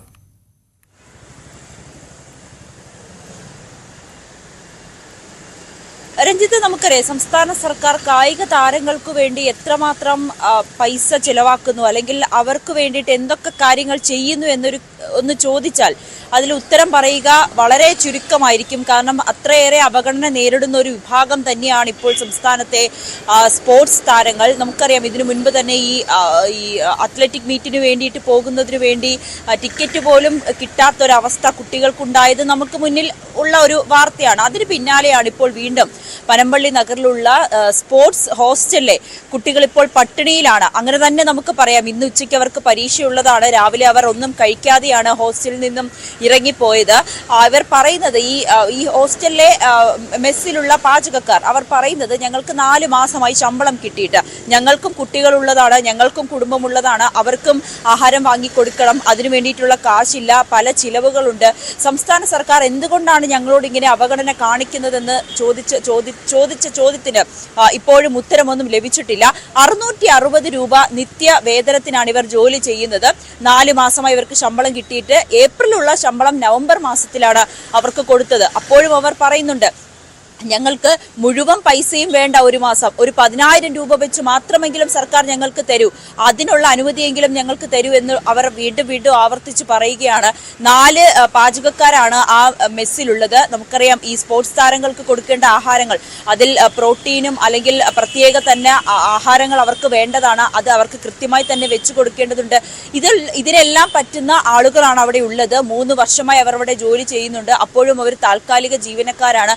അവർക്ക് വേണ്ട ആനുകൂല്യങ്ങളോ മറ്റ് ആനുകൂല്യങ്ങളോ ESI ആയിക്കോട്ടെ, ഇൻഷുറൻസ് ആയിക്കോട്ടെ, അങ്ങനെ മറ്റ് ഒരു ആനുകൂല്യങ്ങളും തന്നെ ഇല്ലാതെയാണ് ദിവസവേതനത്തിനായി 660 രൂപ ദിവസവേതനത്തിനായി അവർ ജോലി ചെയ്യുന്നത്. അപ്പോഴും 4 മാസമായി. ഇതിനു മുൻപ് 1 മാസം മുൻപ് അവരിങ്ങനെ ഒരു മിന്നൽ പണിമുടക്ക്, സൂചനാ പണിമുടക്ക് നടത്തുമെന്ന് പറയുന്ന സമയത്ത് തന്നെ സംസ്ഥാന കൗൺസിൽ ഇടപെടുകയും ഇവർക്ക് ഉടൻ തന്നെ ശമ്പളം നൽകാമെന്ന് കായിക മന്ത്രി തന്നെ വാഗ്ദാനം നൽകുകയും ഒക്കെ ചെയ്തതാണ്. പക്ഷേ ആ വാഗ്ദാനം ഇപ്പോൾ 4 മാസം കഴിഞ്ഞിട്ടും പാഴായി എന്നുള്ളതാണ്. അവർ സമരം ഇരിക്കുകയാണ്. എന്തായാലും ആ സമരക്കാർക്ക് പൂർണ്ണ പിന്തുണയുമായി കുട്ടികളും എത്തിയിട്ടുണ്ട്. അവരും പറയുന്നത് ഇതേ കാര്യമാണ്. ഞങ്ങളെപ്പോലെ കുട്ടികളുള്ളവരാണ് ഇവിടെ ജോലി ചെയ്യുന്ന ഓരോരുത്തരും. അവർക്ക് കൃത്യമായി ശമ്പളം തന്നെ കിട്ടണം. അവർക്ക് ശമ്പളം വാങ്ങി കൊടുക്കുന്നത് വരെ ഞങ്ങളും അവരോടൊപ്പം സമരത്തിനുണ്ടാകുമെന്ന് തന്നെ വിദ്യാർത്ഥികളും പറയുന്ന സാഹചര്യമാണ്. എന്തായാലും അല്പസമയത്തിന് മുൻപ് നമ്മൾ ഈ സ്പോർട്സ് കൗൺസിലുമായി ബന്ധപ്പെട്ടിരുന്നു. അവർ പറയുന്നത് ഉടൻ തന്നെ ഈ ജീവനക്കാരുടെ പൈസ അല്ലെങ്കിൽ ശമ്പളം ഉടൻ തന്നെ കൊടുക്കുമെന്നാണ്. പക്ഷെ അപ്പോഴും ആ ശമ്പളം കിട്ടുമെന്നൊരു വിശ്വാസം അവിടെ ജോലി ചെയ്യുന്ന ആളുകൾക്കില്ല. അവർ പറയുന്നത് ഈ ഞങ്ങളുടെ പ്രസിഡന്റിനുമായി ബന്ധപ്പെട്ടപ്പോൾ പറഞ്ഞത് ഈ സംസ്ഥാന കൗൺസിലിൽ നിന്ന് ലഭിച്ച വിവരം അവർക്ക് ശമ്പളം കൊടുത്തതിന് ശേഷം അവരെ പിരിച്ചുവിടുക എന്നൊരു ഉത്തരവാണ് അവിടെ നിന്ന് ലഭിച്ചതെന്ന്. അപ്പോഴും രഞ്ജിത്ത് ഓർക്കേണ്ടത്, ഈ ജോലി ചെയ്യുന്നവർ അവരുടെ ശമ്പളം ചോദിച്ചതിനാണെങ്കിൽ അവരെ ശമ്പളം കൊടുത്തതിന് ശേഷം പിരിച്ചുവിട്ടേക്കു എന്നൊരു ഉത്തരവ് അവിടെ നിന്ന് ലഭിക്കുന്നത്. എന്തായാലും ആ ശമ്പളം കിട്ടുന്നത് വരെ പിരിച്ചുവിട്ടാലും കുഴപ്പമില്ല, ഞങ്ങൾ സമരം ഇരിക്കാൻ തന്നെയാണ് തീരുമാനിച്ചിരിക്കുന്നത് എന്നാണ് ഈ ജീവനക്കാർ പറയുന്നത്. ഈ ഭക്ഷണത്തിന്റെ പ്രശ്നം കൂടി പറയുന്നുണ്ടല്ലോ നവമി. ഭക്ഷണം ലഭിക്കുന്നില്ല. അവർ രാവിലെ ഈ പറഞ്ഞതുപോലെ പാചകം ചെയ്യാതെ, ഭക്ഷണം കഴിക്കാതെ പ്രതിഷേധിച്ചു എന്നൊക്കെ പറയുന്നു. ആ പ്രശ്നത്തിനും ഒരു പരിഹാരം ഉണ്ടാകേണ്ടതുണ്ട്. അടിയന്തരമായി ഇനി ഇത്തരം കാര്യങ്ങൾ ആവർത്തിക്കാതിരിക്കാനും ശ്രദ്ധിക്കേണ്ടതുണ്ട്. അങ്ങനെ എന്തെങ്കിലും ശ്രദ്ധ ഈ സമരമൊക്കെ ഇവിടെ ആരംഭിച്ചതിന് ശേഷം, മാധ്യമ ശ്രദ്ധ വന്നതിന് ശേഷം ഈ മേഖലയിലുണ്ടോ?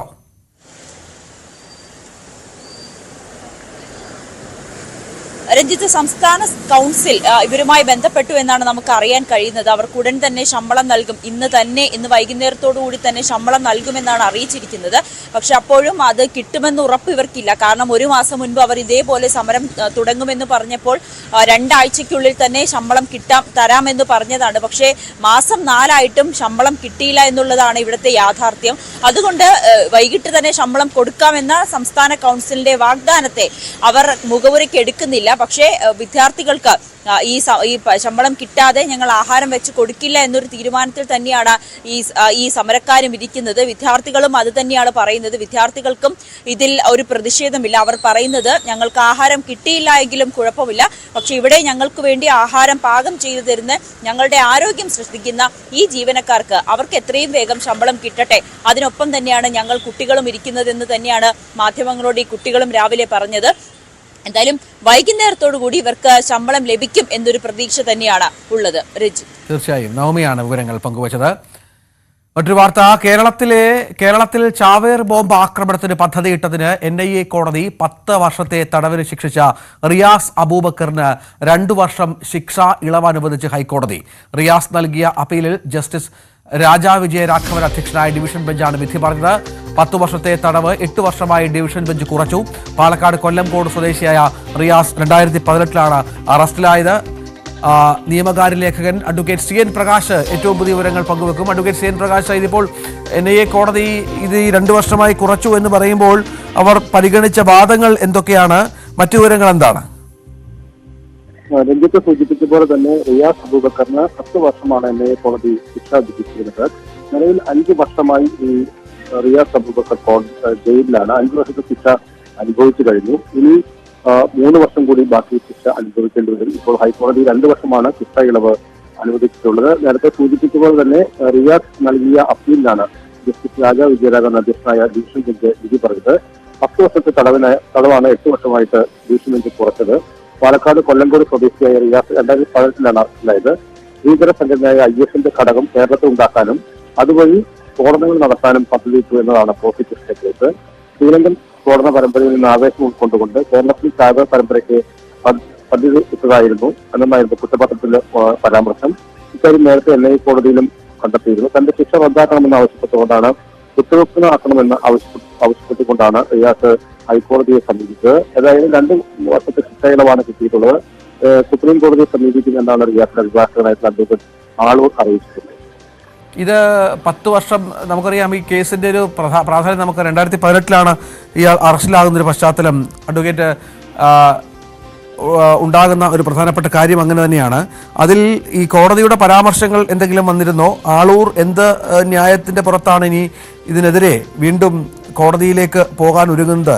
കാരണം വളരെ പ്രധാനപ്പെട്ട ഒരു കേസാണ്. IASന്റെ കേരള ഘടകം കേരളത്തിൽ ഉണ്ടാക്കുന്നു, അതുവഴി സ്ഫോടനം നടത്താൻ പദ്ധതിയിട്ടു. ശ്രീലങ്കൻ സ്ഫോടന പരമ്പരയിൽ ആവേശം ഉൾക്കൊണ്ട് കേരളത്തിലും ചാവേർ പരമ്പരയ്ക്ക് പദ്ധതിയിട്ടു. അങ്ങനെ ഒരുപാട് കണ്ടെത്തലുണ്ടായിരുന്നു. NIA കോടതിയും ഇത് കണ്ടെത്തിയ പശ്ചാത്തലമൊക്കെ ഉണ്ടായിരുന്നു. ഇതിന്റെ മറ്റ് വിശദാംശങ്ങൾ എന്താണ് അഡ്വക്കേറ്റ് CN പ്രകാശ്?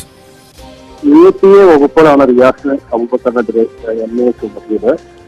ഈ കേരളത്തിൽ ശ്രീലങ്കൻ സ്ഫോടന പരമ്പരയുടെ ആസൂത്രണവുമായി ചേർന്ന് കേരളത്തിലും IS മാതൃകയിൽ ഒരു അക്രമം ആസൂത്രണം ചെയ്യുകയായിരുന്നു പദ്ധതിയിട്ടത്. ഇതിനായി യുവാക്കളെ റിക്രൂട്ട് ചെയ്യാൻ സമൂഹ മാധ്യമങ്ങൾ വഴി ശ്രമം നടത്തി. റിയാസ് അബൂബക്കറിൽ നിന്ന് പിടിച്ചെടുത്ത ഡിജിറ്റൽ ഡിവൈസുകളിൽ നിന്നും ഇതിന്റെ തെളിവുകൾ കണ്ടെത്തിയെന്നായിരുന്നു NIA അറിയിച്ചത്. UAPA വകുപ്പുകളാണ് പ്രധാനമായും ചുമത്തിയത്. കൊച്ചി NIA കോടതി കുറ്റക്കാരനെന്ന സ്ഥിതി കണ്ടെത്തി റിയാസ് അബൂബക്കറിന് 10 വർഷത്തേക്കും കഠിന ശിക്ഷ വിധിക്കുകയും ചെയ്തു. അതിനെതിരെയുള്ള അപ്പീലിലാണ് ഇപ്പോൾ 2 വർഷം ശിക്ഷ ഇളവ് നൽകിക്കൊണ്ട് ഹൈക്കോടതിയുടെ ഡിവിഷൻ ബെഞ്ച് ഉത്തരവിട്ടിട്ടുള്ളത്. ഭീകര സംഘടനയിൽ അംഗത്വമെടുക്കുക എന്നതടക്കമുള്ള കുറ്റങ്ങൾ ഈ വകുപ്പ് 38 പ്രകാരം റിയാസിനെതിരെ ചുമത്തിയിട്ടുണ്ട്. വകുപ്പ് 39 പ്രകാരം തീവ്രവാദ സംഘടനയ്ക്ക് സഹായം നൽകുക, 2 വകുപ്പിനുമായി 10 വർഷം വീതം തടവ് ശിക്ഷ വിധിച്ചു. ശിക്ഷ ഒരുമിച്ച് അനുഭവിച്ചാൽ മതിയെന്നായിരുന്നു വിചാരണ കോടതിയുടെ കണ്ടെത്തൽ. ആകെ 75,000 രൂപ പിഴയും വിധിച്ചിരുന്നു. തീവ്രവാദ സംഘടനയിൽ അംഗത്വമെടുത്തു, തീവ്രവാദ സംഘടനയ്ക്ക് സഹായം നൽകി ഒപ്പം തന്നെ ക്രിമിനൽ ഗൂഢാലോചന അടക്കം ഉള്ള കുറ്റങ്ങളും ചുമത്തിയിരുന്നു. അഡ്വക്കേറ്റ് CN പ്രകാശാണ് വിവരങ്ങൾ പങ്കുവച്ചത്. നിയമകാര്യ ലേഖകൻ. പാലക്കാട് കൊല്ലങ്കോട് സ്വദേശിയാണ് ഈ റിയാസ് അബൂബക്കർ. 2018 മെയ് 15 റിയാസ് അബൂബക്കറിനെ NIA പിടികൂടിയത്. ശ്രീലങ്കൻ സ്ഫോടന പരമ്പരയുടെ ആസൂത്രകനുമായി ചേർന്ന് കേരളത്തിലും IS മാതൃകയിൽ ആക്രമണം ആസൂത്രണം ചെയ്തു എന്നുള്ളതായിരുന്നു കേസ്. ഇതിനായി യുവാക്കളെ റിക്രൂട്ട് ചെയ്യാൻ സമൂഹ മാധ്യമങ്ങൾ വഴി ശ്രമം നടത്തി. റിയാസ് അബൂബക്കറിൽ നിന്ന് പിടിച്ചെടുത്ത ഡിജിറ്റൽ ഡിവൈസുകളിൽ നിന്ന് തെളിവുകൾ കണ്ടെത്തി. UAPA വകുപ്പുകളാണ് റിയാസ് അബൂബക്കറിനെതിരെ ചുമത്തിയത്. പിന്നീട് കൊച്ചി NIA കോടതി കുറ്റക്കാരെന്ന് കണ്ടെത്തുകയായിരുന്നു. 10 വർഷം കഠിന തടവ് നൽകി. അതായത് വകുപ്പ് 38 ഭീകര സംഘടനയിൽ അംഗത്വമെടുക്കുക എന്നുള്ള വളരെ പ്രധാനപ്പെട്ട വകുപ്പ് ചുമത്തി. വകുപ്പ് 39 വരുമ്പോൾ തീവ്രവാദ സംഘടനയ്ക്ക് സഹായം നൽകുക എന്ന ഗുരുതരമായ വകുപ്പാണ്. 2 വകുപ്പുകളുമായി ലഭിച്ച 10 വർഷം തടവ് ശിക്ഷ ഒരുമിച്ച് അനുഭവിച്ചാൽ മതിയെന്നാണ് വിചാരണ കോടതി കണ്ടെത്തിയത്. ആകെ 75,000 രൂപ പിഴയും വിധിച്ചിരുന്നു. അങ്ങനെ ഈ കേസാണ് ഇപ്പോൾ ഇതുമായി ബന്ധപ്പെട്ട കാര്യമാണ് ഇപ്പോൾ 10 വർഷം എന്നുള്ളത് 8 വർഷത്തിലേക്ക് ഇയാളുടെ ശിക്ഷാവിധി കുറച്ചിരിക്കുന്നത് എന്നുള്ളതാണ് ഏറ്റവും പ്രധാനപ്പെട്ട കാര്യം. മറ്റൊരു വാർത്തയിലേക്ക് പോകണം. അത് കോഴിക്കോട് കൊയിലാണ്ടിയിൽ നിന്നാണ്. കൊയിലാണ്ടി നെല്ലിയാടി കളത്തിൻകടവ് നവജാത ശിശുവിനെ പുഴയിൽ മരിച്ച നിലയിൽ കണ്ടെത്തി. കുട്ടിയുടെ പൊക്കിൾക്കൊടി മാറ്റാത്ത നിലയിലായിരുന്നു. പുലർച്ചെ 1:30 മത്സ്യബന്ധനത്തിന് പോയ ആളുകളാണ് മൃതദേഹം കണ്ടത്. കൊയിലാണ്ടി പോലീസ് അന്വേഷണം ആരംഭിച്ചു. MS അനീഷ് കുമാർ. അനീഷ്, എന്തൊക്കെയാണ് വിവരങ്ങൾ? അനീഷ്, കേൾക്കാമോ? ഇതിപ്പോൾ കോഴിക്കോട് കൊയിലാണ്ടി നെല്ലിയാടി പുഴയിലാണ്. കളത്തിൻകടവ് ആണ് നവജാത ശിശുവിനെ പുഴയിൽ മുങ്ങി മരിച്ച നിലയിൽ കണ്ടെത്തിയിരിക്കുന്നത്. കുട്ടിയുടെ പൊക്കിൾക്കൊടി മാറ്റാത്ത അവസ്ഥയിലായിരുന്നു എന്നാണ് നമുക്ക് മനസ്സിലാക്കേണ്ടത്. പുലർച്ചെ 1:30 മത്സ്യബന്ധനത്തിന് പോയ ആളുകളാണ് ഈ മൃതദേഹം കണ്ടെത്തിയത്. കൊയിലാണ്ടി പോലീസ് അന്വേഷണം ആരംഭിച്ചിട്ടുണ്ട്. ഈ ഒരുപാട് തരത്തിലുള്ള അന്വേഷണം ഈ വളരെ പെട്ടെന്ന് ഇതുമായി ബന്ധപ്പെട്ട ഒരു വിവരം ലഭ്യമാകേണ്ടതുണ്ട്. നിരവധി തലങ്ങളിലുള്ള അന്വേഷണം പുരോഗമിക്കുന്നു എന്നാണ് മനസ്സിലാകുന്നത്. നിരവധി പേരെ ചോദ്യം ചെയ്യുന്ന പശ്ചാത്തലം കൂടിയുണ്ട്. വളരെ പ്രധാനപ്പെട്ട ഒരു കാര്യമാണ്. ഇവിടെ ഒരു നവജാത ശിശുവിൻ്റെ പൊക്കിൾക്കൊടി മുറിച്ചു മാറ്റാത്ത ഒരു ശിശുവിൻ്റെ മൃതദേഹമാണ് പുഴയിൽ നിന്ന് കണ്ടെത്തിയത്. MS അനീഷ് കുമാർ അല്പസമയത്തിനകം വിവരങ്ങൾ പങ്കുവെക്കുമെന്ന് മനസ്സിലാകുന്നു. അനീഷ്, കേൾക്കാമോ?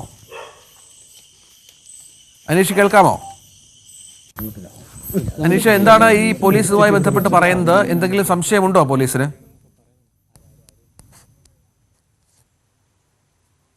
രഞ്ജിത്ത്, പോലീസ് ഇതുമായി ബന്ധപ്പെട്ട് അന്വേഷണം ആരംഭിച്ചെങ്കിലും ഇപ്പോഴും എവിടെ നിന്നാണ് കുട്ടിയെ കൊണ്ടിട്ടത്, അല്ലെങ്കിൽ മറ്റിടത്തു നിന്നും ഇട്ട കുട്ടി ഒഴുകി ഇവിടെ എത്തിയതാണോ എന്തടക്കമുള്ള കാര്യങ്ങളെക്കുറിച്ച് വ്യക്തത വന്നിട്ടില്ല. പോസ്റ്റ്മോർട്ടം കഴിഞ്ഞിട്ടുണ്ട്. ഏകദേശം ഇതിൽ ആൺകുട്ടിയാണ് കുട്ടിയെന്ന് മനസ്സിലായിരിക്കുന്നു. പൊക്കിൾക്കൊടി പോലും വിച്ഛേദിക്കാതെയാണ്, അല്ലെങ്കിൽ അതുപോലും മുറിക്കാതെയാണ് കുട്ടിയെ കൊണ്ടുവന്ന് ഇടുകയും ചെയ്തത്. എന്തായാലും അക്ഷരാർത്ഥത്തിൽ മനുഷ്യ മനസ്സിനെ ഞെട്ടിക്കുന്ന തരത്തിലുള്ള ഒരു ഉപേക്ഷിക്കൽ, അല്ലെങ്കിൽ ഒരു കൊലപാതകം എന്ന് തന്നെ ഇതിനെ പറയേണ്ടി വരും. കാരണം പുലർച്ചെ 1:30 മത്സ്യബന്ധനത്തിന് പോയ ഈ തൊഴിലാളികളാണ്, മത്സ്യത്തൊഴിലാളികളാണ് പുഴയിൽ ഈ കുട്ടി ഒഴുകി വരുന്നത് കണ്ടത്. ഇതിനുശേഷം ഒരു പ്ലാസ്റ്റിക് കവറോ മറ്റോ ആണ് എന്ന സംശയത്തിലായിരുന്നു ആദ്യം ഉണ്ടായിരുന്നത്. പിന്നീട് ഇത് പരിശോധിച്ചപ്പോഴാണ് ഒരു കുഞ്ഞിൻ്റെ മൃതദേഹമാണ് എന്ന് കണ്ടെത്തുകയും നവജാത ശിശു പൊക്കിൾക്കൊടി പോലും മുറിക്കാതെയാണ് ആ കുട്ടിയെ ഉപേക്ഷിച്ചതെന്ന് കണ്ടെത്തുകയും ചെയ്തിരിക്കുന്നത്. എന്തായാലും ആ കൊയിലാണ്ടിയിലും സമീപ പ്രദേശങ്ങളിലും കേന്ദ്രീകരിച്ചുള്ള അന്വേഷണം പോലീസ് നടത്തുന്നുണ്ട്. ഈ ആശുപത്രികളിലും മറ്റുമൊക്കെ കേന്ദ്രീകരിച്ച് ഈ കുട്ടികൾ കഴിഞ്ഞ 1-2 ദിവസത്തിനുള്ളിൽ കുട്ടികളുണ്ടായതുമായി ബന്ധപ്പെട്ട പരിശോധനകൾ നടത്തുന്നു. ഇനി കുട്ടികൾ ഉണ്ടായ ശേഷം ഈ ആശുപത്രിയിൽ നിന്നും ഡിസ്ചാർജ് ആയിപ്പോയ ആളുകൾ അല്ലെങ്കിൽ അപ്രതീക്ഷിതമായി ആശുപത്രിയിൽ നിന്നും കാണാതായ അമ്മമാർ തുടങ്ങിയ അത്തരം ഒപ്പം അസ്വാഭാവികമായ കേസുകൾ, അതായത് അവിവാഹിതരായ അമ്മമാർ തുടങ്ങിയുള്ള അത്തരം കേസുകളുമൊക്കെ പോലീസ് പരിശോധിച്ച് വരികയാണ്. എന്തായാലും ഈ ഏത് ഭാഗത്തു നിന്നുള്ള കുട്ടിയാണ് എന്നതിനെക്കുറിച്ചൊരു വ്യക്തത ഇപ്പോഴും വന്നിട്ടില്ല. കാരണം ഈ കുട്ടി ഈ പുഴയുടെ സമീപ പ്രദേശങ്ങളിലുള്ള ഇടങ്ങളിൽ തന്നെ ഉള്ളതാണോ അല്ലെങ്കിൽ കൂടുതൽ ദൂര സ്ഥലത്ത് നിന്നും കുട്ടിയെ പുഴയിലേക്ക് ഉപേക്ഷിച്ചതാണോ എന്നടക്കമുള്ള കാര്യങ്ങളെക്കുറിച്ച് ഇനിയും കാര്യങ്ങൾ വരാനുണ്ട്. എന്തായാലും കൊയിലാണ്ടി പോലീസ് ഇതുമായി ബന്ധപ്പെട്ട് സമഗ്രമായ അന്വേഷണങ്ങൾ നടത്തി വരികയാണ്. ദുരൂഹമായ മരണത്തിനാണ് പോലീസ് കേസെടുത്തിരിക്കുന്നത്. പ്രാഥമികമായി ഈ സ്ഥലത്തെത്തുകയും മത്സ്യത്തൊഴിലാളികൾ അടക്കമുള്ള ആളുകൾ ആ സംഭവ സമയത്ത് ഉണ്ടായിരുന്ന ആളുകളിൽ നിന്നും മൊഴിയെടുത്തു. നാട്ടുകാരിൽ മറ്റുമൊക്കെ വിവരം ശേഖരിച്ചു. എന്തായാലും ഊർജിതമായ അന്വേഷണം ഇപ്പോൾ ഈ കുട്ടിയുടെ രക്ഷകർത്താക്കൾ ആരാണ്, ഏത് ഭാഗത്തു നിന്നുമാണ് കുട്ടിയെ ഉപേക്ഷിച്ചത് എന്നടക്കമുള്ള കാര്യങ്ങൾ കണ്ടെത്താനായി അന്വേഷണം പുരോഗമിക്കുകയാണ്. രഞ്ജിത്ത്, ഈ എപ്പോഴാണ് മത്സ്യത്തൊഴിലാളികളാണ് ഇത് കണ്ടതെന്ന് പറയുന്നു? ആദ്യം നേരത്തെ പറഞ്ഞ പോലെ കവറിൽ മറ്റെന്തോ ആണെന്ന് വിചാരിക്കുന്നു, പിന്നീട് ഇത് കാണുന്നു, പുറത്തേക്ക് കൊണ്ടുവരുന്നു. ഇത് സംശയകരമായ നിരവധി സാഹചര്യങ്ങളുണ്ടല്ലോ അനീഷ്. ചോദ്യം ചെയ്യൽ, പലരെയും സംശയിക്കത്തക്ക വിധത്തിലുള്ള പലരെയും ചോദ്യം ചെയ്യുക, അങ്ങനെ വലിയൊരു അന്വേഷണം വേണ്ടിവരും പോലീസിന്. അത്ര എളുപ്പം കണ്ടെത്താവുന്ന ഒരു കേസുമല്ല ഇത്. തീർച്ചയായും വളരെ സമഗ്രമായ അന്വേഷണം തന്നെ ഈ കാര്യത്തിൽ വേണ്ടിവരും. കാരണം ഇന്ന് പുലർച്ചെ മീൻ പിടിക്കാനായി 1:30 ഈ പുഴയിലെത്തിയ ആളുകളാണ് ഈ മൃതശരീരം കണ്ടെത്തിയത്. ഒരു പ്ലാസ്റ്റിക് കവർ ഈ വെള്ളത്തിൽ കൂടെ ഒഴുകി പോകുന്നു എന്ന രീതിയിലാണ് ആദ്യം തൊഴിലാളികൾ കണക്കാക്കിയത്. അതിനുശേഷം ആണ് അരികിൽ ചെന്ന് നോക്കിയപ്പോഴാണ് ഇതൊരു കുഞ്ഞിൻ്റെ മൃതദേഹമാണ് എന്നും പൊക്കിൾക്കൊടി പോലും മുറിക്കാത്ത അവസ്ഥയിലാണെന്ന് കണ്ടെത്തുകയും ചെയ്തത്. തുടർന്ന് പോലീസിനെയും ഫയർഫോഴ്സിനെയും വിവരം അറിയിക്കുകയും അവരാണ് ഈ മൃതദേഹം പുറത്തേക്ക് എടുക്കുകയും മറ്റ് പരിശോധനകൾ നടത്തുകയും ഒക്കെ ചെയ്ത് അതിനുശേഷം പോലീസ് ഇൻക്വസ്റ്റ് നടപടികൾ പൂർത്തിയാക്കി കോഴിക്കോട് മെഡിക്കൽ കോളേജ് ആശുപത്രിയിലേക്ക് പോസ്റ്റ്മോർട്ടത്തിനായി കൊണ്ടുപോവുകയും ചെയ്തു. എന്തായാലും ഇന്നലെ പ്രസവം നടന്ന സ്ത്രീകളെ കേന്ദ്രീകരിച്ചാണ് ആദ്യഘട്ടത്തിൽ അന്വേഷിക്കുന്നത്. നമുക്കറിയാം, ചിലപ്പോൾ ഒരു പക്ഷേ ആശുപത്രികളിലൊന്നും പോകാതെ വീടുകളിലും മറ്റും പ്രസവം നടത്തിയത് കേസാണെങ്കിൽ ഇതുമായി ബന്ധപ്പെട്ട റിപ്പോർട്ടുകളൊന്നും ആശുപത്രിയിൽ ലഭിക്കാൻ സാധ്യതയില്ല. അങ്ങനെയെങ്കിൽ പ്രസവാനന്തരം എന്തെങ്കിലും ഈ രക്തസ്രാവം അടക്കമുള്ള കുഴപ്പങ്ങളുണ്ടായി ആശുപത്രിയിൽ പ്രവേശിപ്പിക്കുന്ന സ്ത്രീകളെ കേന്ദ്രീകരിച്ചൊക്കെ അന്വേഷണം നടത്തുന്നുണ്ട്.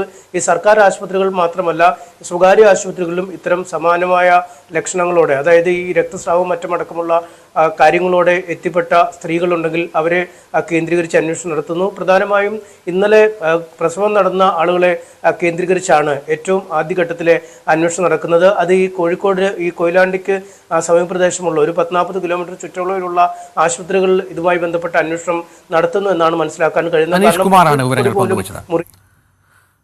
മറ്റൊരു വാർത്തയിലേക്ക്. റഷ്യയിലെ കൂലിപ്പട്ടാളത്തിൽ കുടുങ്ങിയ 2 പേരെ ഇനിയും മോചിപ്പിക്കാനായില്ല. തൃശൂർ കൂറാഞ്ചേരി സ്വദേശികളായ ജെയിൻ, ബിനീഷ് എന്നിവരാണ് കുടുങ്ങിക്കിടക്കുന്നത്. കൂലിപ്പട്ടാളത്തിൽ ചേർന്ന ഒരു തൃശൂർ സ്വദേശി നേരത്തെ കൊല്ലപ്പെട്ടിരുന്നു. ഒപ്പമുണ്ടായിരുന്ന എല്ലാവരെയും മടക്കി കൊണ്ടുവരുമെന്ന് ഇന്ത്യൻ എംബസി അറിയിച്ചുവെങ്കിലും ജെയിനിന്റെയും ബിനീഷിന്റെയും കാര്യത്തിൽ അനിശ്ചിതത്വം തുടരുകയാണ്.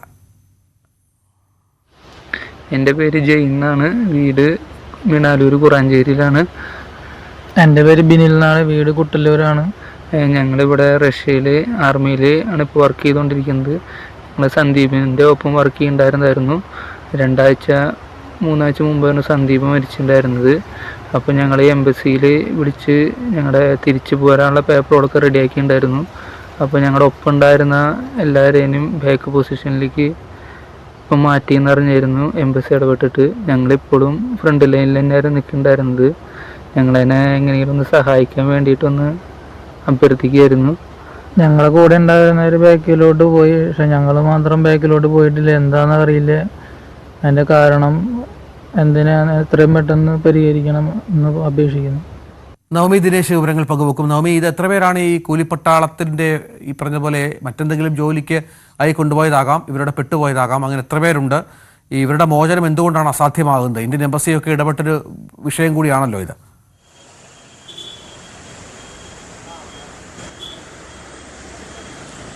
രഞ്ജിത്ത്, ഏപ്രിൽ മാസത്തിലായിരുന്നു ജെയിനും ബിനീഷും തൃശ്ശൂരിലെ വീട്ടിൽ നിന്നും റഷ്യയിലേക്ക് പോയത്. അവിടെ ഇലക്ട്രിക് ജോലിക്ക് വേണ്ടിയിട്ടായിരുന്നു ഇരുവരും പോയത്. പിന്നീട് ഏകദേശം ഒരു മാസത്തോളം ഇവർക്ക് വീടുമായി ബന്ധപ്പെടാൻ കഴിഞ്ഞില്ല. ആ സമയത്ത് എന്താണ് സംഭവിച്ചതെന്ന് അറിയാതെ വീട്ടുകാരും പരിഭ്രമിച്ചു. അങ്ങനെ ഇരിക്കെയാണ് ഇവരുടെ ഫോൺ വിളി വന്നത്. അവർക്ക് ഇലക്ട്രിക് ജോലിയല്ല, പകരം ഈ പട്ടാളക്കാർക്ക് ആഹാരം വെച്ച് കൊടുക്കുന്നതിനും മറ്റ് ഈ പട്ടാളക്കാരെ സഹായിക്കുന്ന ജോലികളായിരുന്നു ഇവർക്ക് രണ്ടുപേർക്കും ഉണ്ടായതെന്നാണ് പിന്നീട് വീട്ടുകാരുമായി ബന്ധപ്പെട്ടപ്പോൾ അറിയാൻ സാധിച്ചത്. പക്ഷേ കഴിഞ്ഞ ദിവസം, അതായത് ഇന്നലെ പുലർച്ചെ 1 മണിയോടുകൂടി ഇരുവരും വീട്ടുകാരുമായി സംസാരിക്കുന്നു. ഇനി ഞങ്ങൾക്ക് ബന്ധപ്പെടാൻ കഴിഞ്ഞെന്ന് വരില്ല, ഞങ്ങളെ യുദ്ധമുഖത്തേക്ക് കൊണ്ടുപോവുകയാണ്, യുദ്ധത്തിനായി ഞങ്ങൾ മുന്നിൽ നിൽക്കണമെന്നാണ് പറയുന്നത്. അതായത് ഒരു കൂലിപ്പട്ടാളക്കാരായി ഇവരെ രണ്ടുപേരെയും മാറ്റി, അവർക്ക് അങ്ങനെ നിർബന്ധിതമായി അവർ കൂലിപ്പട്ടാളക്കാരായി മാറി എന്നാണ് കുടുംബം പറയുന്നത്. വലിയ ആശങ്കയിലാണ് ഇരുവരുടെയും കുടുംബം. ഈ ഇന്ത്യൻ എംബസിയുമായി ഇവർ ബന്ധപ്പെട്ടിരുന്നു. ഇന്ത്യൻ എംബസി ഇവരെ നാട്ടിലെത്തിക്കാൻ വേണ്ടിയിട്ടുള്ള സഹായങ്ങളെല്ലാം ചെയ്യുന്നുണ്ട് എന്ന് അറിയിക്കുന്നുണ്ടായിരുന്നു. എങ്കിൽ പോലും ഇവർക്ക് വീടുമായി ബന്ധപ്പെടാൻ കഴിയാത്തതിൽ ചില ആശങ്കയുണ്ട്. മറ്റൊരു യുവാവ്, തൃശൂർ സ്വദേശിയായ സന്ദീപ്, ഇവർക്കൊപ്പം അവിടെ ഉണ്ടായിരുന്നതാണ്. അയാൾ ഈ കുറച്ച് ദിവസങ്ങൾക്ക് മുൻപ് യുദ്ധമുഖത്ത് വെച്ച് മരിക്കുകയും ചെയ്തു എന്നുള്ളൊരു സന്ദേശം കൂടി ഇവർ വീട്ടുകാരെ അറിയിക്കുകയും ചെയ്തു. ഇതോടുകൂടി ഇവർ വീട്ടുകാരുടെ വിഷമം അത് ഇരട്ടിയായി, ആശങ്ക ഇരട്ടിയായി. എത്രയും വേഗം തന്റെ മക്കളെ നാട്ടിലേക്ക് കൊണ്ടുവരാൻ ഇന്ത്യൻ എംബസി സഹായിക്കണമെന്നാണ് മാതാപിതാക്കൾ പറയുന്നത്. അതോടൊപ്പം തന്നെയാണ് ഇവർ അവിടെ താമസിക്കുന്ന ഇടങ്ങളുടെ ദൃശ്യങ്ങൾ സഹിതം പുറത്തു വരികയും ചെയ്തു. അതും ബന്ധുക്കൾക്ക് അയച്ചു കൊടുക്കുകയും ചെയ്തു. ഈ ബിനീഷിന്റെ മാതാവിനോടാണ് ബിനീഷ് ഇക്കാര്യം പറഞ്ഞത്. പിന്നീട് ജെയിന്റെ മാതാപിതാക്കളോട് ഇക്കാര്യം അറിയിച്ചതും ഉണ്ടായിരുന്നില്ല. ബിനീഷ് ഇക്കാര്യം മാതാവിനോട് പറഞ്ഞതിന് പിന്നാലെയാണ് ബിനീഷിന്റെ മാതാവ് ജെയിന്റെ കുടുംബവുമായി ബന്ധപ്പെടുകയും പിന്നീട് ഇന്ത്യൻ എംബസിയുമായിട്ടൊക്കെ സംസാരിക്കുകയും ചെയ്തത്. എന്നാലും ഇരുവരെയും പെട്ടെന്ന് തന്നെ നാട്ടിലേക്ക് എത്തിക്കാൻ കഴിയുമെന്നാണ് പ്രതീക്ഷിക്കുന്നത് എന്നാണ് ഇന്ത്യൻ എംബസി പറയുന്നത്. പക്ഷേ ഇതിലൊരു അനിശ്ചിതത്വം നിലനിൽക്കുന്നത് ഇവർ രണ്ടുപേരും അവർ എങ്ങോട്ടേക്കാണ് കൊണ്ടുപോയത്, അല്ലെങ്കിൽ ഇവർക്ക് കുടുംബവുമായി ബന്ധപ്പെടാൻ കഴിയാത്തൊരു സാഹചര്യമാണ് വലിയൊരു ആശങ്ക സൃഷ്ടിക്കുന്നത്. എങ്കിൽ പോലും യുവാക്കളെ എത്രയും വേഗം നാട്ടിലേക്ക് എത്തിക്കാം എന്നൊരു പ്രതീക്ഷ തന്നെയാണ്. നമുക്കറിയാം, റഷ്യയും യുക്രൈനും തമ്മിലുള്ളൊരു യുദ്ധം അത് നടക്കുന്ന ഒരു സാഹചര്യത്തിൽ തന്നെയാണ് ഈ യുവാക്കളെ ഈ കൂലിപ്പട്ടാളക്കാരായി അവിടെ ഉപയോഗിക്കുന്നത് എന്നാണ് നമുക്ക് അറിയാൻ സാധിക്കുന്നത്. നവമി ദിനേശാണ് വിവരങ്ങൾ പങ്കുവച്ചത്. കാഞ്ഞങ്ങാട് മൻസൂർ ആശുപത്രിയിലെ നഴ്സിംഗ് വിദ്യാർത്ഥിനിയുടെ ആത്മഹത്യാശ്രമത്തിൽ ഹോസ്റ്റൽ വാർഡനെതിരെ പോലീസ് കേസെടുത്തു. അമ്മയുടെ പരാതിയിലാണ് വാർഡനെതിരെ ഹൗസ്ദുർഗ് പോലീസ് കേസെടുത്തത്. സംഭവത്തിൽ വനിതാ കമ്മീഷനും സ്വമേധയാ കേസെടുത്തിട്ടുണ്ട്. കഴിഞ്ഞ ദിവസത്തെ പോലീസ് നടപടിക്കെതിരെ ഇന്നും യുവജന സംഘടനകൾ പ്രതിഷേധം തുടർന്നു.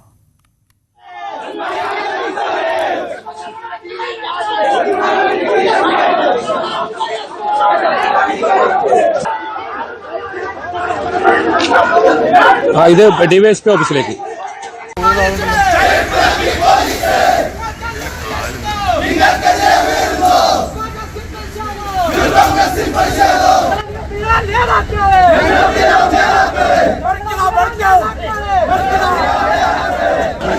കെ വി ബൈജു വിവരങ്ങൾ പങ്കുവെക്കും. ബൈജു, ഇതിപ്പോൾ ഹോസ്റ്റൽ വാർഡന് ആണ് പ്രധാന കാരണക്കാരി എന്നുള്ളത് തന്നെയാണോ നിഗമനം?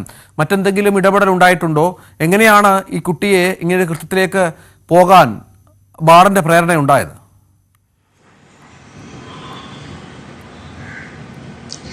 തീർച്ചയായും രഞ്ജിത്തെ, വനിതാ കമ്മീഷൻ ഇന്ന് രാവിലെയാണ് ഈ ആശുപത്രിയിലെത്തി തെളിവെടുപ്പ് നടത്തിയത്. ആ സംഭവത്തിലും സഹപാഠികളായ ഈ വിദ്യാർത്ഥിനികൾ പറഞ്ഞത് ഈ വാർഡനെ കുറിച്ച് തന്നെയാണ്, ഹോസ്റ്റൽ വാർഡനെ കുറിച്ചുള്ള പരാതി തന്നെയാണ്. അത് തന്നെയാണ് ഈ വനിതാ കമ്മീഷൻ അംഗവും നമ്മോട് വ്യക്തമാക്കിയത്. ഏതായാലും 15 ദിവസത്തിനകം പോലീസിനോട് ഇതിന്റെ വിശദമായ റിപ്പോർട്ട് ആവശ്യപ്പെട്ടിട്ടുണ്ട് വനിതാ കമ്മീഷൻ. മാത്രമല്ല, സ്വമേധയാ കേസെടുക്കുന്ന സാഹചര്യമുണ്ടായി.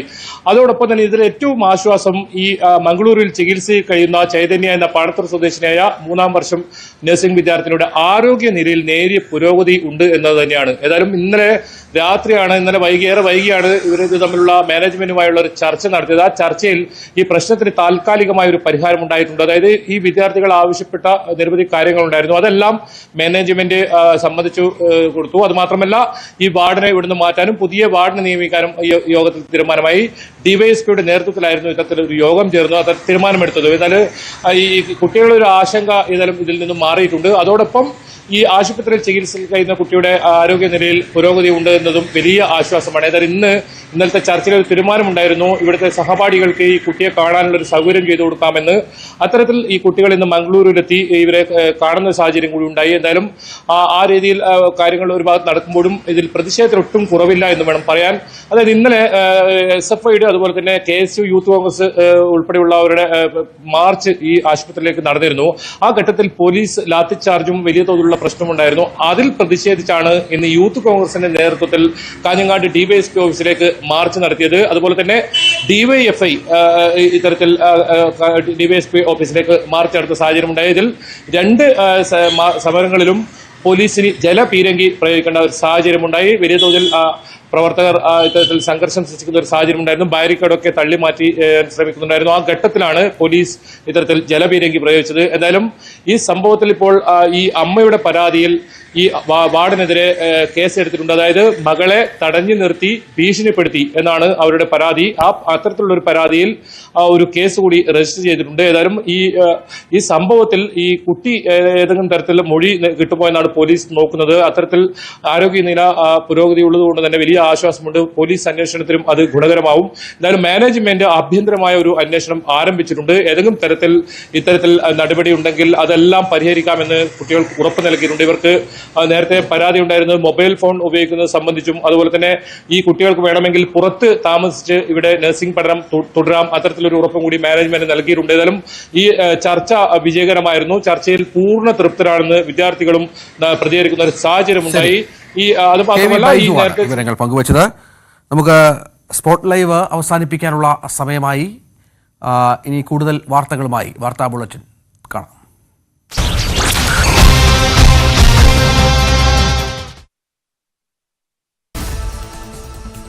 CPM-നെതിരെ കോടതി അലക്ഷ്യ കേസ് എടുക്കേണ്ടി വരുമെന്ന് ഹൈക്കോടതി. തിരുവനന്തപുരത്ത് വഴി തടഞ്ഞ് സമ്മേളന